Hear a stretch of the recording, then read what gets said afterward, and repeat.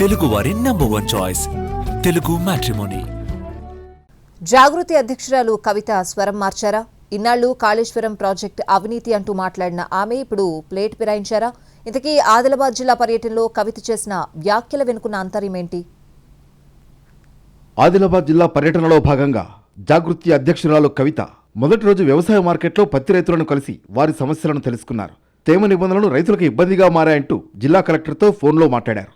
తేమ పేరుతో ఉన్న నిబంధనలు సడలించే విధంగా చర్యలు చేపట్టాలని కోరారు. జూబ్లీహిల్స్ ఎన్నికతో ఉరిగేదేమీ లేదన్న కవిత రైతుల పరిస్థితిని రాష్ట్ర ప్రభుత్వం క్షేత్రస్థాయికొచ్చి తెలుసుకోవాలని డిమాండ్ చేశారు. పత్తిలో తేమ శాతం 12 కన్నా ఎక్కువగా ఉన్న సీసీఐ కొనుగోలు చేసే విధంగా చర్యలు చేపట్టాలని కేంద్ర మంత్రికి లేఖ రాశారు కవిత. అన్ని పార్టీలలో అందరు పెద్ద నాయకులు ఓన్లీ జూబ్లీహిల్స్ లో ఉన్నారు. నిజంగా నిన్న ఒక రైతు ఒక మాట అన్నాడు, జూబ్లీహిల్స్ లో రైతులు ఉంటే మాత్రం ఇమీడియట్ గా మా పత్తి పరిష్కారం అవుతుంది పత్తి సమస్య అన్నాడు. ఇప్పుడు అలా రైతులు లేరు, ఎలక్షన్ నడుస్తుంది కాబట్టి అసలు రైతులు వీళ్ళు ఇక్కడ పట్టించుకుంటారు.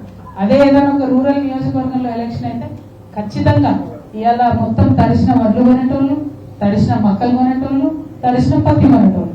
ఎన్నికలు అర్బన్ ఏరియాలో అవుతుంది, పట్టణంలో అవుతుంది కాబట్టి రైతులు పట్టించుకుంటారు. అది మాత్రం చాలా దారుణం.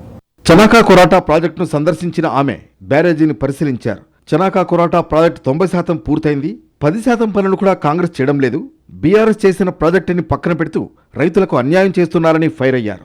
కాంగ్రెస్ బీజేపీల మధ్య పక్కా మ్యాచ్ ఫిక్సింగ్ నడుస్తోందన్నారు కవిత.